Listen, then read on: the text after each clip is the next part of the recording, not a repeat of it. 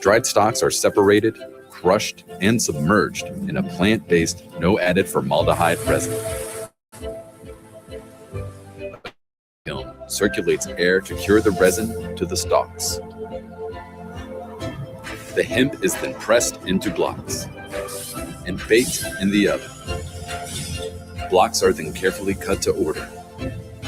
The zero waste system uses leftover product to power the on-site bioburner. At the milling factory, Hempwood organic flooring comes together.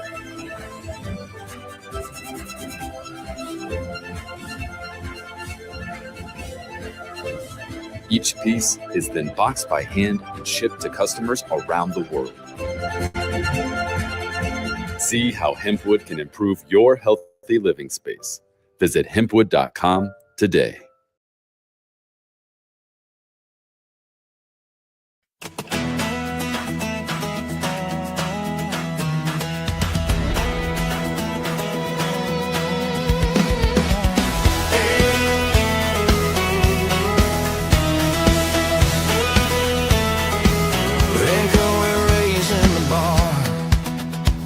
Medical hemp done right, we've come so far. From American soil to healing hands, the gold standard across this land.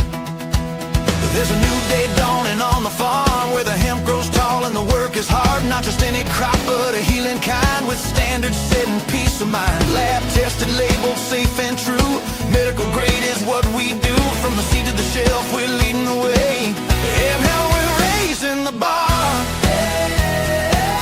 Medical hemp done right, we've come so far.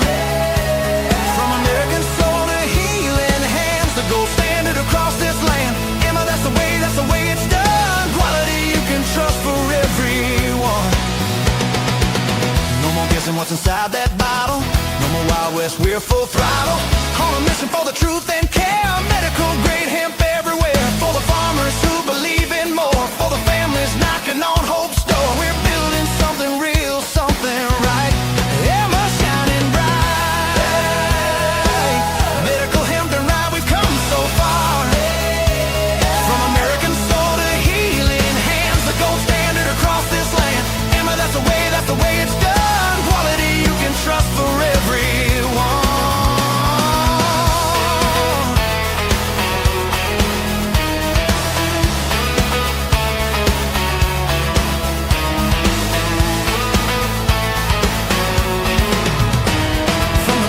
Hills to the golden plains, we're changing the game, breaking the chains. Science and soul, hand in hand, medical grade across the land. Yeah, how we're raising the bar. Medical hemp done right, we've come so far. From American soil to healing hands, the gold standard across this land. Emma, that's the way it's done. Quality you can trust for everyone. That's the way it's done.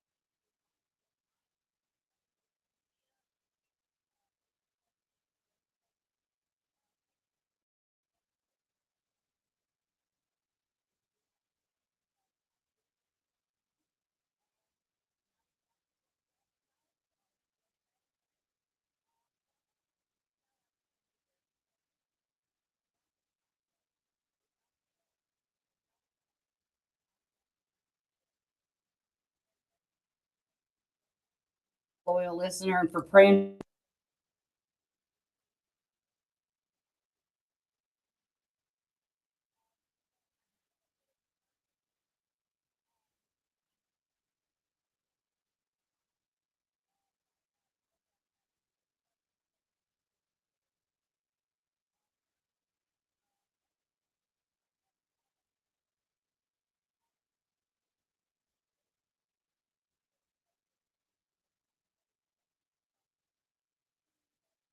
Montgomery Circuit Court lacked authority to intervene. In a unanimous decision, the appeals court dismissed multiple appeals and granted a writ of mandamus sought by the Alabama Medical Cannabis Commission, directing the circuit court to dismiss a lawsuit brought by several unsuccessful license applicants, including Gemstone Alabama LLC. The court held that the trial court lacked subject matter jurisdiction to issue an injunction blocking the commission's December 2023 licensing decisions, rendering the lower court's April 2025 order void.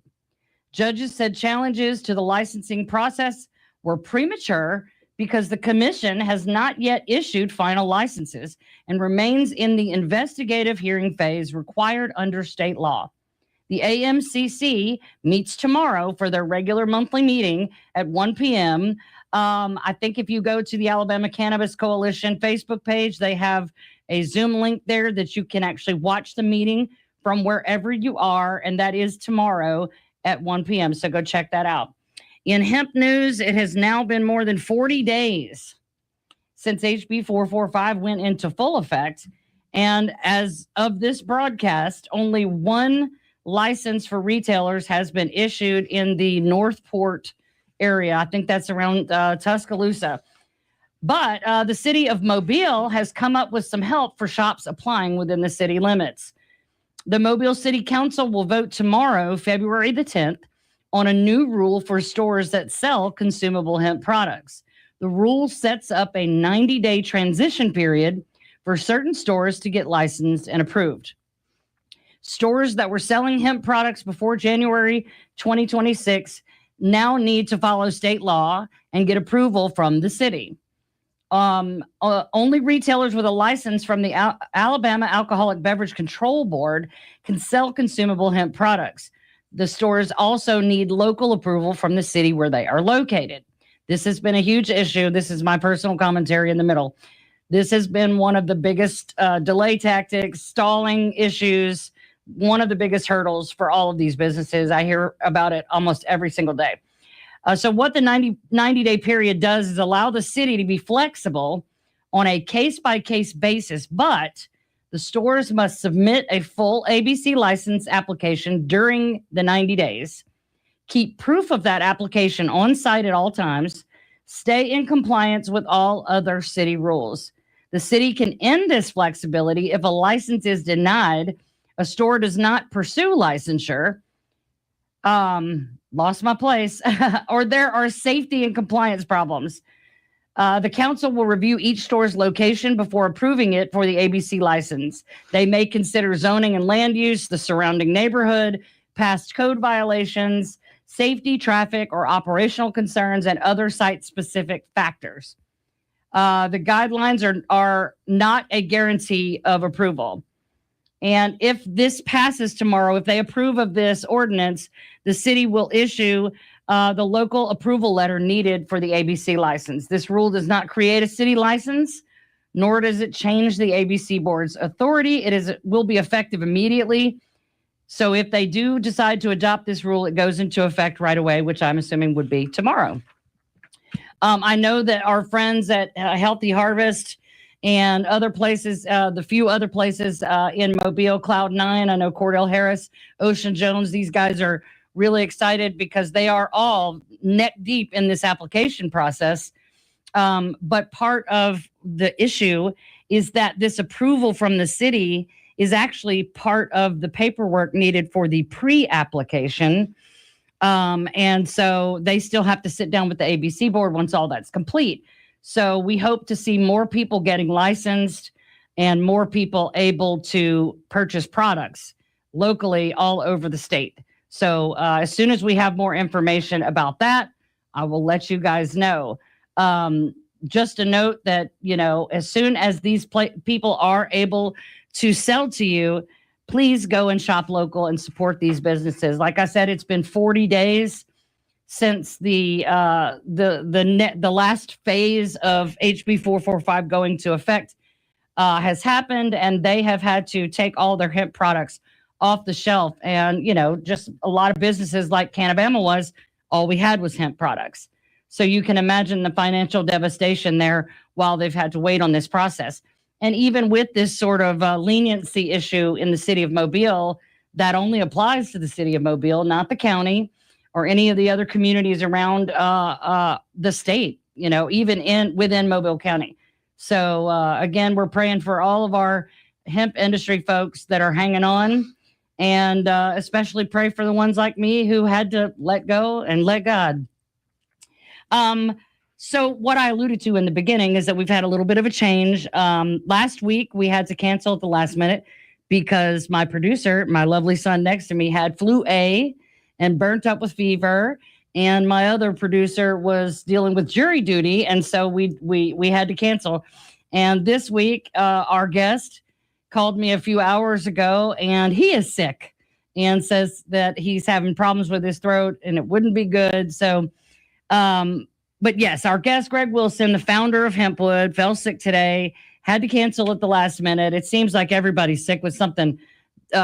Isaiah's better, but now my daughter has a cold. So everybody is sick. But we wish Greg a speedy recovery and offer him our prayers. And he will join us at a later date. I believe he has an expo next Monday, but we are getting him back on the calendar. Hempwood is an interview that I've wanted to do for a long, long time. So I called up my buddy Martin. Want to welcome him back to the show. I called up my friend Martin, and I said, "Hey, we gotta do something about this show." So he's here to help me talk about Hempwood, but also other industrial applications for the hemp plant. Martin is the president of the Kentucky Hemp Farmers Association and founder of the American Medical Hemp Association. He has taught me so much about how to write legislation and understand how to fight this fight well, because just because we're fighting doesn't mean we're fighting well. And Martin has taught me so much about how all of these things work. Most of the people in this industry, farmers, retailers, we're just people, parents, wanting to do something great with our lives and run a business. None of us intended to be involved in legislation and politics. And so having someone like Martin in your corner, man, it's night and day for me. So welcome to the show, Martin. Thanks, Jennifer. I want to say to your nephew, Drake, let's pray for Greg that his voice gets, he said something about his throat wasn't feeling well, and that's miserable. So Drake, let's get some prayer for Drake. I hear Drake's a prayer. Am I right? Drake, man, if I need somebody to pray for me, it is my nephew Drake and his mama. So yes, sir. If you need prayer, you let me know and I'll pass it on to Drake. That's what I was thinking. My daddy's like that too. I mean, he prays for me every day, all day. And so, Drake, we're going to pray for Greg and get that situation taken care of. But Jennifer, yeah, I'm always here to answer the call whatever we need to talk about. But industrial hemp, the industrial side of it, I'm excited. That's why I was excited about this show, because I figured Greg was really going to start pouring on to what makes sense for them in industrial. And, talking about cannabinoids don't make any sense to them, for their industry and their products and how they go about it. So, and thank you for, the shout out on, me and you talk about in shows previous to this about, individual sovereignty and the power of what it takes to really, put yourself in a position to be a part of the process. Right. And sometimes it's scary. Ooh, boogly, boogly. Yep. But if you really, what Jennifer was saying there in that monologue with, introducing me, is that it's really not that complicated. We're all just people. We're all just people. And if we can approach it in a way that allows us to participate where we feel satisfied we've been heard.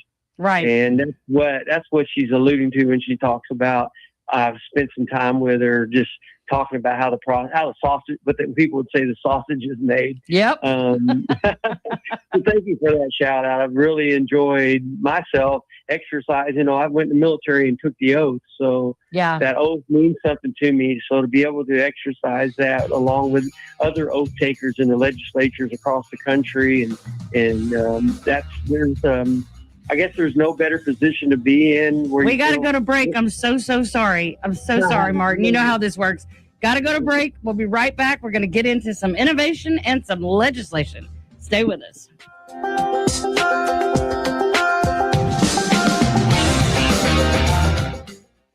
Are you looking for more in this world? Are you ready for something bigger? Then we are looking for you. The big-hearted, the bold, the messy and the gutsy. The teachers, the growers, the builders, the skilled, the sharers, the change makers. We need you. We are the Peace Corps. In more than 60 countries, we go all in and all out. We are volunteers, partners, communities, working together, living together, bringing our experience, passion, and joy to building a better world together. From tackling climate change in Mexico to keeping kids healthy in Kenya, from sustainable farming in the Philippines to education in Kosovo. We learn more, give more, share freely, and serve boldly. Are you ready to tackle the tough stuff, to go the distance to make a difference? Then we have a place where you belong. Join us at peacecorps.gov. If you're a sportsman and love the great outdoors, you know how important it is to utilize the tips and tricks that really good fishermen and hunters know. That's why sportsman and writer, editor, and photographer John Felsher is sharing his knowledge gathered from a lifetime of learning what works and what doesn't. Listen for the Outdoor Tips Daily on FM Talk 106.5. You may become more successful fishing and hunting. Outdoor Tips with John Felsher on FM Talk 106.5. Welcome back to Sweet Home CannaBama. Now with all the information you want about cannabis, here's your host, Jennifer Boozer. Welcome back, everybody. Tonight, Martin Smith has so graciously jumped in place of our guest, who was supposed to be Greg Wilson, the founder of Hempwood. So, Martin, let's get into this. I want to read the bio for Greg because, I've told everybody, I've waited a long time to talk to him on the show. And if it's the last thing I do, I will get him back on. But what he has managed to do, which is unlike anything else anyone else is doing, it's just so incredible to me. Greg Wilson is the founder and driving force behind Hempwood, a Kentucky-based company that's redefining sustainable building materials. With a background in engineered wood and a passion for eco-friendly innovation, Greg developed a way to turn American-grown hemp into a durable hardwood alternative, stronger than oak, and grown in just a fraction of the time. From his facility in Murray, Kentucky, he's helping reshape the future of construction and manufacturing while supporting local farmers and bringing green jobs to rural communities. Greg Wilson is proving that sustainability and American craftsmanship can go hand in hand. Martin, how proud is Kentucky to have a company like Hempwood? I mean, it's so unique, and someone with such an innovative mind. He was really, you have to admit he was a little ahead of his time. A little. He is. Listen, I would say he's right on time. Yeah. Man, I'm telling you right now, there couldn't be a better time in history. I mean, before we got into a place where there was, back in the day, there was plenty of timber. Well, we've cut a lot of timber out of this, out of the ecosystem. And he has said, hold on, this is the time for, everybody has a purpose in this industry. Absolutely. To innovate, this is what I love about Greg, all right? If you ever meet him, you'll see why I'm saying this. When he tells you what he's been through to get to a place where he's at, and that he took the time, the passion, how do I say it? Like all of the energy that it takes to make effort, yeah. But there's no market for it yet. You know what I mean? There's not like everybody's knocking down your door saying, right, hey, we need someone to do this. Yeah, no, I get it. I mean, it's still. Me and you champion for opioid addiction, for PTSD, for chronic pain, for, just homeostatic stasis balance in the human condition. We do that, and that is valor. But to do it for industrial hemp and to be in that innovative space, to be able to say, look, nobody else is looking at this space. Here am I, and we're going to do it. And man, he's done it. And I'm so proud of Greg. I'm telling you, I'm like you. I was waiting for this interview because I think the world is ready to hear. I think about Craig Lee. Craig Lee was the very first person I ever ran into about hemp, and notorious because him and Woody Harrelson and Joe Hickey, Blue Eyes. You see me pointing my eyes. If you know Joe Hickey, he's got the bluest eyes you ever laid seriously, it's like looking into the ocean. Wow. And yeah, he's a cool dude. And it's real cool. I've been in the presence of both of these men. I can tell you stories, and Craig Lee, I'm not gonna. But it reminds me of the time when I first ran into Craig Lee, and he said, Martin, because I was talking about cannabis and using it for all its industrial purposes. And I'm disappointed, but Craig grabs me by the arm. Here I am with cannabis stocks in my hand, got the intention to go in and talk and whatever. And Craig Lee grabs me by the arm and brings me into a side room. This is during a committee hearing. And I thought I was going to get up and be able to say, hey, this is cannabis. This is what it does. Right. Blah, blah, blah. And Craig Lee pulls me off in the corner. He says, Martin, they don't want to hear anything you got to say about industrial purposes for this crop. He said, they just want to talk about all this medical stuff. And, and he's talking about CBD and THC, and they didn't know nothing about that. They just wanted to put it in the ground and pull it out, and go make something, Right. And so I think about that whenever I think about Greg, the next generation of innovation. The story behind Craig Lee and those guys, they planted 4 seeds and called the sheriff. Hey, yes, y'all come with us. We done planted. Right. Joe told that story last year. He told us that story about him and Woody Harrelson and all the guys that planted, 4 seeds or 4 plants and called the sheriff on themselves. Yeah. Misdemeanor because they had to bring attention to this thing. Woody Harrelson gets arrested for planting industrial. Right. Yes. You killed 2 birds with one stone because Woody can afford bail no matter what. And Woody's name will make sure that it's in the press all over the world. Kentucky, the place of all places, right? Right. Because Craig Lee, oh my gosh, if you haven't seen there is a documentary on that whole endeavor with Woody and all that, and I cannot I'll figure it out what it is on the break and come back with you with it. But there is a documentary with Craig Lee and telling all that story. And I'm telling you what, when you listen to Craig Lee, and he's a Vietnam veteran. And when you hear him talking about how could this be, I'm not trying to criminalize it. Oh my goodness. It is. I'm telling you right now, it's kick the door in the fire, go get to save the baby out of the top room. Right. He couldn't imagine that his government would prevent him from doing something that isn't illegal, in his mind. Right. Didn't have any. So industrial hemp and that side of it, as you can tell, the stories and everything fire me up for what can be. And Greg Wilson is one of those people at Hempwood. Yeah.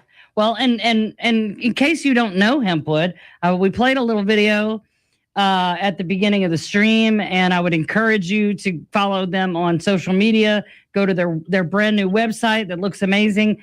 But one of the things they're most known for is Hempwood flooring, which I thought was fascinating the first time I heard of this. And so I am, tappity tap going to look, and then I see how beautiful it is. And then I'm reading it's stronger than oak. I mean, where's the downside here, fellas? And it's carbon negative. And then I got to tell Greg on the phone about visiting Volunteer Botanicals in Nashville, outside of Nashville. My son Isaiah and I went up there for an expo, and we traveled about 45 minutes away. I think it's Victoria, Tennessee. And they had just had a Hempwood conference table delivered. I mean, barely out of the plastic. It wasn't even in the correct room yet. And I got to see that. Me and Isaiah got to touch it, sit down at it. It was so beautiful. Now I see they've got hinge doors, pocket doors, all sorts of things. I know my friend John Grady in his Slap Happy Hemporium in Rosebud, Missouri, had his whole countertop is made from hempwood, and they embossed his logo in it. I'm just such a geek for hempwood. It's so cool because there's not a lot of, I know about fiber. I know about plastic. I know about all these other things, but to see a company that's like neck deep in it and really doing it, it's so exciting and it's so validating because when I got into this, I learned all about it. So I wasn't just learning about CBD and THC and all of that. I was learning about all the industrial applications and teaching it so that it would make people see this plant in a different way. Right. And so I have always been fascinated. Like that. You know what I mean? When you can put your bare feet on and you don't get stoned, that probably changes all that reefer madness. Well, I own hemp shoes. I own hemp t-shirts. My husband is sitting 5 feet away from me right now wearing a CannaBama ball cap that's made out of hemp. Like I am not just I'm not a poser. I am 10 toes down all the way in for this plant, and it's permeated every area of my life. And yes, so this was a fangirl day when he told me, "Oh, I can't hardly talk. I feel so bad." I was like, dude, you just deflated my balloon. And I feel bad for him, but I was like, man, I was looking so forward to this because there's no part of my brain that can conceive of how you go from there's a plant in a field to this beautiful flooring and table. That is not me.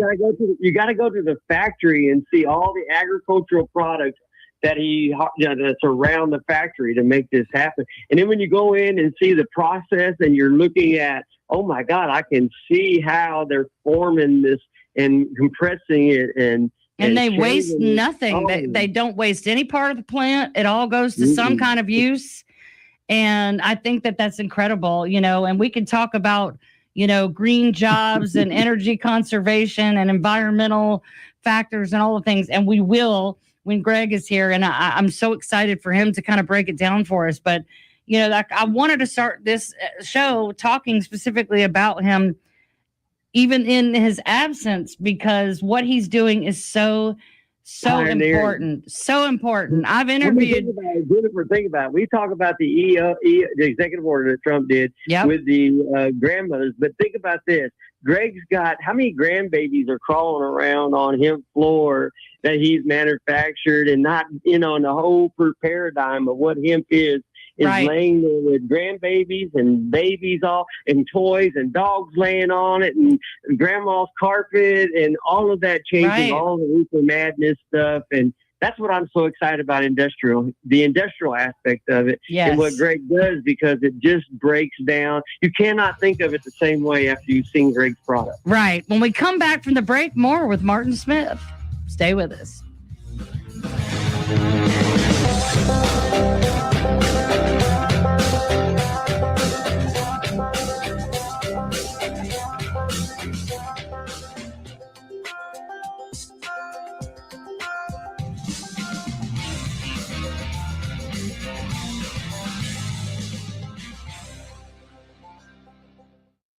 FM Talk 106.5, the Gulf Coast Weather Authority, and Dr. Bill Williams. The Gulf Coast can expect areas of fog tonight. Low temperatures will be in the lower 50s at daybreak. For Tuesday, morning fog, then becoming partly cloudy to mostly cloudy, highs in the lower 70s. And the outlook for Wednesday, a slight chance of showers with temperatures in the mid-70s. This is meteorologist Dr. Bill Williams for FM Talk 106.5. With local coverage you can count on, I'm Peter Albrecht, WKRG News 5. Breaking developments in the search for a missing family from Mobile County. The FBI late this afternoon searched a wooded area near Bay Minette for someone they say is possibly linked to the disappearance. Deputies are also focusing on 2 properties in Mobile County, a house on Apache Run Drive and a mobile home park off of Old Pascagoula Road. 40-year-old Aurelia Chalk, her 17-year-old daughter and 2-year-old son were reported missing 10 days ago. Deputies found blood inside their house on Ben Hamilton Road in Theodore and say there were signs of a struggle. The Gulf Shore City Council will vote tomorrow on banning alcohol on beaches for the spring break period. It's been done every year since 2016. If enacted this year again, the ban would last from March 1st through April 28th. Mardi Gras tonight in downtown Mobile. The Order of Venus rolls at 6:30, followed by Miracle on the Bay, and then the Order of Many Faces. With local coverage you can count on, I'm Peter Albrecht, WKRG News 5. Mobile was the first city to celebrate Mardi Gras, and the party is still going on. Whether you're a first-time visitor or a veteran parade goer, we want you to have fun but stay safe. Stay with your group. Designate a meeting spot in case you get separated. Hide valuables. Stay behind barricades. Drink responsibly or not at all. Plan your transport. Watch for heavy throws, especially with the kids around. See a video by Googling Mardi Gras safety tips. Welcome back to Sweet Home CannaBama. Now with all the information you want about cannabis, here's your host, Jennifer Boozer. Welcome back, everybody, to Sweet Home CannaBama every Monday night right here at 7 o'clock on FM Talk 106.5. Talking tonight with Martin Smith. We were just talking about Hempwood, and I was having a little fangirl moment there, and we were just getting real excited. I want to talk about some of the other industrial applications currently available in America because, hemp is being grown all over the world. Some places weren't growing it a year ago, 2 years ago, 3 years ago. And what we've been doing in this country has, I'm sure, helped with innovation in other countries and other governments accept it for something that is good. We all know that it is good. So let's start with textiles and fabrics. I mean, like I said before, I've had many a hemp wallet, purse, backpack, t-shirt. I've had shoes, hats in my store, things like that. I've seen all kinds of things. I've seen a guitar body made from hemp, all sorts of things. So let's talk about that. I mean, rope and canvas. I mean, I read a long time ago when I was first learning all this stuff that the word canvas, it comes from the word cannabis because they used these fibers to make sails for these ships that would be, going from one continent to another, months at sea, salty air, hurricane force winds, all those things. And the ones that are made with hemp fiber were able to withstand all that and get them where they were going. And I always found that fascinating, ropes and things like that, and then there was Hemp for Victory. Why don't you tell us a little bit about that? Well, I mean, you think about the military effort of trying to maintain one of the things that people don't realize. I'm ex-Navy, by the way, so I can talk about naval things. You know how preachers say I can talk about preachers because I am one. Right. So, we can talk about the naval side of it because, they used to. I mean, when you think about it, how in the world did we travel all over the world? We had to have something that could get us there for mile for mile. It's like right. a car, they only go so far, right. and all of those things. And how much production can you get out? How much time does it take to make a sail? And how long does it last? Because that's what matters, right? And so you got to grow a crop to do it and to be able to manufacture those type of things. So people don't realize also that they use a lot of the seed that came out of here and went up to Nebraska and that area out of Kentucky. We grew the seed for the war efforts. People don't know. Oh, wow. A lot of history. One of the reasons why we have so much favorability with our legislature is because we have a deep history in it. You never told me that part. That makes it make so much more sense for me that, besides the conversion from tobacco to hemp, but that makes so much more sense to me now.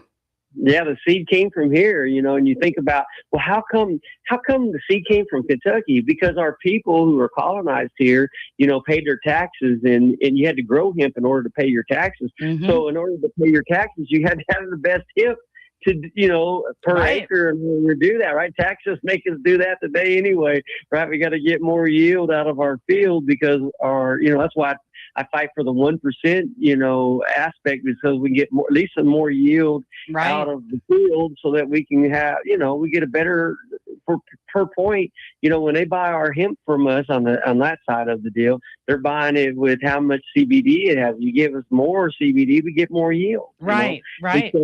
Yeah, so all of that comes from the ability to manufacture something and make it last and long. And so when you come to that, World War II, they used to take and make big ropes like this kind of rope. I'm talking ropes that are Right. big, and they would line the bottom of ships with it in order to keep the mines. The mines had magnetism, and they would be able to go through these mines with the bottoms of their ships lined with this hemp. Wow.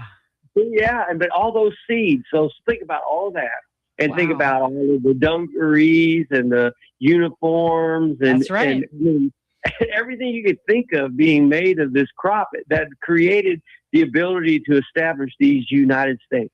Right. Well, and just for the listeners who maybe haven't heard about this, hemp was a massive crop in this country. The 1937 Marijuana Tax Act, bait and switch job, William Randolph Hearst and the DuPont brothers and all that, they didn't ban it. They didn't make it illegal, but they taxed it so high in 1937 that the farmers who were growing it had to abandon it as a crop because they couldn't feed their families anymore. And so it virtually disappeared. And then in World War II, they brought it back. And instead of Reefer Madness, we're now watching a movie called Hemp for Victory. Right. Where 100. the U.S. military is now making uniforms and rope and every manner of things like what you just said to keep from magnetizing to mines. I mean, that's crazy. Well, and then Woody Harrelson and Craig Lee do the documentary Hempsters. That I told you I'd come back and tell you. Hempsters, look that up. That's a documentary. Hempsters, I got to write that down. Think about the evolution. You got Reefer Madness, and then you got Hemp for Victory, and then you got Hempsters. It's right. a new age effort to make this thing make sense. Right. It don't make sense if it's a part of our country's economic advancement over time throughout these ages, and we're sitting here thinking, well, why in the heck can't we just make it make sense today? It's crazy because when you really look into the history in the late 1800s, 90% of medicine was somehow cannabis influenced or cannabis based until this taxation happened, and then it disappeared. Right around the time they happened to invent things like aspirin and medical school and all the things. We could go into all the conspiracy theories or factual stories, as I like to call them. But seriously, it was like, oh, it's the boogeyman. Your kids are gonna go insane and kill everybody, and your wife's going to sleep with every man in town, and the brown people might get you, and then 10 years later. I would love for all your listeners to go back and look at Reefer Madness and then compare it to Hempsters. Exactly. See if we've learned anything, right? Have we learned anything? Right. No. And so we went from everybody was comfortable with it. It grew in the ditches. You could pay your taxes with it. Some people were required. Some of the forefathers of this country were hemp farmers. The first version of the American flag that Betty Ross stitched together, made from hemp fiber, all the things. And then it was just wiped out. And then, oh, no, we're going to bring it back for a minute. But then, nope, can't have it again. And now, 80 years later, we're like, wait, what? The war on drugs? This is your brain on drugs. Any questions? And all of the things, So it's like going back in time in the late 1800s when there was no pharmaceutical industry and nobody went to medical school. You learned blacksmithing as an apprentice, but everyone had access to cannabis and nobody was scared of it. And then Jennifer, look, we got the 21st century. We can learn anything we want to learn. We can make sense of anything we want to make sense and people will still look you dead in the face and go, oh, I don't do drugs. About CBD. I know the innovation, though. Just think about the innovation that's coming. Oh, man. You see what I'm saying? Mm-hmm. I mean, Greg is a perfect example of the minor. He's in the minor space. It's in the floor. He's going to make flooring of it. He's going to take it, and he's got a process. You got to go see it. It's worth the stop by Greg's place. And Greg, I'm sorry if I'm sending unwanted traffic your way, but it's worth driving by and seeing the hemp bales outside ready to be going into his facility to process, and to see this machinery. I mean, this is big press machinery to make this product in a way that he's got a patent on it. He's the only person in the world that has a patent on this process that he has. Wow. You know, and so it's worth seeing where innovation from the past, rope that they were twisted to put underneath the ship hole in order to keep mines off of, in order to, to all the way now to making, what did you say that you had laid your hands on, actually put on Greg's product? What was it? A table or a table, a conference table for volunteer botanicals.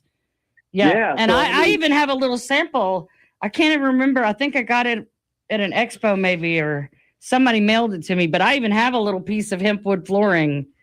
And man, don't let me get some money. I need to get Greg to sign mine. I got one in. I got a keepsake drawer of all the stuff that I've collected over the years on doing this, hemp legislative work that I've done. And I will have to get him to sign mine. I would have him sign an extra plank and hang it on the wall and frame it. Yes, that would be cool. He's a pioneer. Yes. He's bringing the attention to innovation. Like, there's a market for this. We got to innovate it. Right. And I love that about Greg and what he's done at Hempwood. Yeah. Well, and then it just, bleeds into the other construction materials. They use the hemp herds and fibers to make hempcrete, or, as I've been corrected, hemp lime construction material. Insulation. There is a company right here in Foley, Alabama, that sells hemp insulation as an alternative to whatever they use for insulation now. And innovate, Jen. We want to farm it. Right. Innovate. Where are the Gregs of the world? That's what I want to know. Fiberboard, instead of putting up regular sheetrock, fiberboard, biocomposites, all these things are lightweight, mold resistant, carbon sequestering, which is a big term. I mean, you talk about hempcrete. We're the farmer. We're the lungs of that. So when we put that seed in the ground and it sequesters the carbon out of here, that's the U.S. farmer, or the farmer who works with nature to sequester carbon in that way and neutralize it in Greg's product, where you can walk on. I'm Jen, don't get me excited about the industry. I know. Well, and I've done a lot of reading on the healthy, how much healthier it is if your home is made with hempcrete. It is like the air in the home is 30% cleaner without a filter at all, because the house is a filter. It's a breathing, porous thing. It's mold, mildew, pest resistant, and I've posted many videos, if you follow me, where they have heated up this hemp till one side is glowing red and just a few inches on the other side of it is cool, and they'll sit it there for hours and hours. It never combusts. It never breaks down. It's incredible. And in a place like where we live, where we have hurricanes and tornadoes, it's wind resistant. I mean, you really can't, there's no argument against building a house out of hempcrete. None. Well, let me say this. I live in the Ohio Valley, right? So we're known for having bad air quality. What if your house, what you live in, could make the difference in your quality of life? Right. All the children with asthma and allergies. Yes. Your home would be so much healthier for you. Yeah. And so, I mean, again, green building. And now, our friend Scott McStacy up in Virginia has made a huge headway with hempcrete as an official building material that's approved by the state. I know they've gotten it into these construction manuals of allowed construction materials.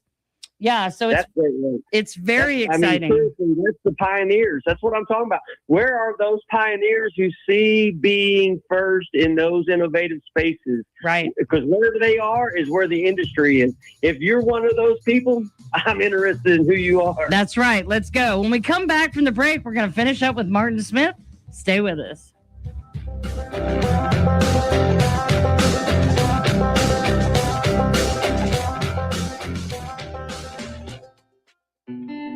We didn't know what to expect. We were just left in a hotel.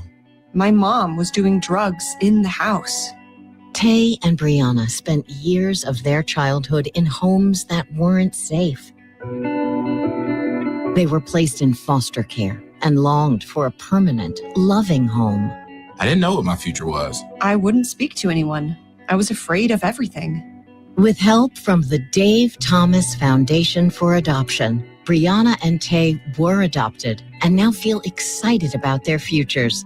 I'm studying to be a chef, and I really want to travel the world. I'm going to be a mechanic, and I can focus on my career. Right now, in the United States, there are more than 100,000 children in foster care, just like Brianna and Tay, who need a family now. Learn how you can help at davethomasfoundation.org. This is Daryl from Columbus, previously from the Paul Feinbaum Show. So let's check in with Chris in South Carolina. So you mean to tell me, Paul, we're supposed to believe that the Big Ten is the best conference in football? Ohio State bought one. Michigan cheated their way to one. So we're supposed to think that Big Ten is better than everybody else? I don't think so, Paul. But we need the SEC to get back on their horses, man, and take this thing back over. Like, next year's ours. You might as well put that in the book, Paul. The Paul Feinbaum Show, weekdays at 2 on FM Talk 106.5. Welcome back to Sweet Home CannaBama. Now with all the information you want about cannabis, here's your host, Jennifer Boozer. Welcome back, everybody, to Sweet Home CannaBama. We're talking with Martin Smith tonight about industrial hemp applications. We've been discussing hempwood, construction materials, fiber materials, all sorts of fun things.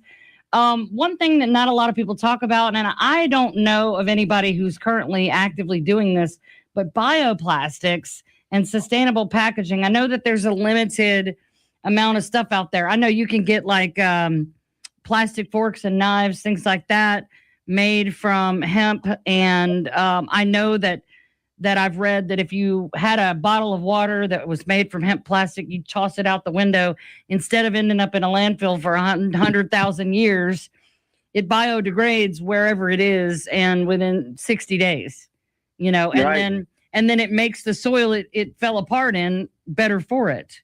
You know, and then there's biodiesel. We all know, you know, Henry Ford made a car that was made partially with hemp fiber and ran on biodiesel. And I think that if we knew in 1940 that we could grow an acre or two of a crop in 120 days and make sustainable, clean energy for vehicles instead of just poking holes in the planet until there's nothing left and then fighting wars over it. I mean, and none of that makes sense to me.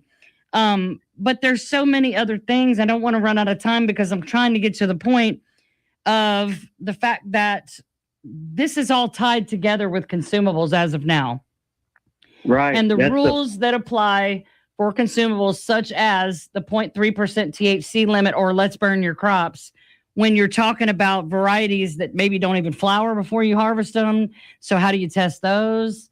You know, all the things that would hinder an industrial farmer who's growing technically a hemp plant of the same family of the ones making consumables, but it's, you know, different varieties that are grown for fiber. The ones for fiber, don't they get up to like 20 feet? So let me say, Jennifer, this is the easiest solution to all things agriculture. If the crop is grown on a 7-inch row and it's 3 inches apart, you are not growing it for anything other than its industrial purposes. Right. Period. So if you're driving down the road, you don't have to have any kind of formal education on this. If you see a crop that's 15 foot tall and grown, you know, so dense you can't see sunlight through it, right, you know it's an industrial crop. You don't need to test it. You don't need to bother the farmer or the contract that he's servicing or anything, because the product is going to go in. It's going to be ecologically sound. You think that farmer wants to put a crop on his farm where he's going to cause damage to himself or any of the neighbors? So he ain't going to let that thing bloom. You know how many seeds that crop would make on an industrial hemp farm if you were to let him flower? So he ain't. First of all, he don't want that on his farm. Mm-hmm. He don't want the scrutiny that comes with this 0.3 threshold and all this other he's not looking to be in the market space with the industrial or with medical side of medicinal side of it, or medical side, whatever you want to say it. Right. And the third thing is anybody and their mother and grandmother, and maybe even their great grandmother, depending on their eyesight, can tell that that's not a crop or anything other than making textiles, paper, because the density of the plant. I can attest to that because I have been on a farm that the plants were 15, almost 20 feet tall. And I've also been on a hemp farm where the plants were, 6 feet apart and 5 feet around and maybe 6 feet tall. And they had cola nugs that were, some of them were over an ounce a piece of flower material. That is clearly a different plant, and since cannabis is technically in the rose family. Can we just give these guys a break? Yeah. A visual break. And if you plant it on a 7-inch row and 3 inches on intervals, this is not anything we're going to be bothering you with. Go on, carry on. Let Greg and Hempwood and everybody else expand in their market space, knowing that if their supply chain comes from a 7-inch row with 3.5 inch intervals, that there ain't never going to be able to be a crop come out of that that's going to get anybody high. Right. Or get anybody anything other than a nice new house or a table or some flooring, a backpack and a hat to match. But yes, it's ridiculous because I know from the consumable side, the cost of testing is one thing. The backlog of testing, because there's not enough labs that are good enough, DEA certified labs that are, not going to pay to play. There are not enough labs to go around. So there's a time gap there that would slow down whatever they're trying to accomplish. And, not being able to get crop insurance because they're worried about the THC content when all you're trying to do is make a dang conference table. It's really ridiculous. It is. It don't make sense to not let them guys go. Exactly. Get out of here. If you plant it on a 7-inch row and you got it on a 3-inch interval and you take it out before it flowers, you are an agricultural crop. You are not anything in the medicinal lane. If we can drive by and recognize it, there used to be a day whenever you couldn't grow any crop that looked like, because some canaf species has a palmated leaf, which looks like marijuana if you grow it. Well, they wouldn't allow, one of the reasons why we did all the research we did to change the leaf structure is because they wouldn't allow you to grow anything with a palmated leaf that you couldn't identify at 500 feet for the eradication teams. And so look, here's the thing about it. You're not gonna, at 500 feet, at 500 feet, you're going to notice a plant 5 foot, 7 foot wide and 6 foot tall with big ass cola. Right. No, that's exactly right. Even from that distance, because when I saw those plants that were, the first time I saw them, they were like 10 or 11 feet. And then a few weeks later, I went back and they were way taller. One of my favorite photos of myself that I got to take was with a leaf that was bigger than my face.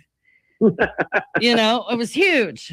Yeah. In a greenhouse in Alabama, and that picture still blows people's minds. But yeah, and I don't know if they still do this, but I know over the consumable hemp for sure, the DEA helicopters every 30 minutes. What a waste of everything. Manpower, helicopter wear and tear, the fuel. I mean, what are people going to do in the span of 30 minutes? Yeah, I don't know. This is the thing about it all, though. We're getting past it. Yeah. That's the great thing, Jennifer. The work that we've been doing to establish the stability necessary to make this a viable crop is what we're really talking about here. Right. As funny as it has been, like Woody planting 4 seeds and saying, call the law. I'm right here. I got 4 seeds I want to plant from. And, the ridiculousness of it all. But the fact of the matter is we responsibly are, we got to look at it and say, okay, if a kid in middle school can get a hold of it and get his whole class, intoxicated, then we need to do something about that. Right. But industrial wise, let's let these guys go, man. Well, I'm either telling you, way, it's a very serious matter because we're talking about sustainability and eco-friendly carbon sequestration. You know, if you're an environmentalist who doesn't care whether or not people have the right to use cannabis, but you're an environmentalist or someone who is worried about climate change or all the things that people get into when you talk about carbon and things like that, carbon footprint and saving the planet. I mean, who that cares one bit about the planet would not be a huge super fan of the hemp plant, you know, and we need that support, you know, but it's also very serious because on the flip side of that is real people who need real medicine. And one of the most beautiful things for me, especially after everything that has changed for me in the last year, being part of this industry, it gives me a lot of hope to be able to do this, to not only create a medical grade standard for consumables and provide the highest quality medicine that you could make, but also to set the industrial side free and let it innovate, let them make all the things and do all the things, see what they can get into and cut out that massive amount of headache, money, setbacks, and risk that of being linked in with the consumable market. And I think that's why the medical hemp legislation that is filed in Kentucky, that we're trying to get filed here and in several other states, and even get into the farm bill, hopefully, it's so important because we need to set these guys free to go and innovate, and we need to right some wrongs in the consumable industry. And I'm really, really excited. And thank you for letting me be a part of that.